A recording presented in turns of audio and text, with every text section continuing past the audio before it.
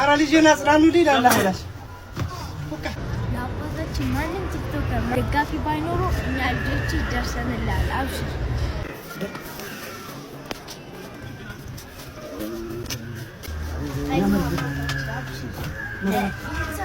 እኛና እናታችን እስካለን ድረስ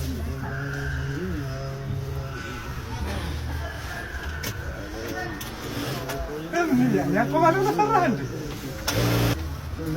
ያቆማሉ ለፈርተህ ነው ወይ? ታየህ ልጅ አብሽር አላቆም ቆመህ ነው የምታየው። ስትንቀሳቀስ ሸመር ኧረ ልጄን አጽናናልኝ። ምን ነው ያአላህ ምንድን ነው ስራ? እኛ ከጎን ነን ማለት ነው። ከጎን በሉ እንዳታቆም። ኧረ ወላሂ ላዚም አላቆምም። እናንተን የምታስቀጥሉት ነው የሚሆነው።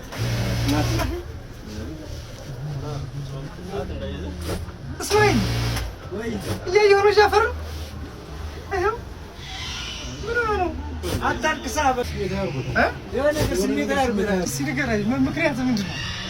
ምክንያቱ ምንድን ነው?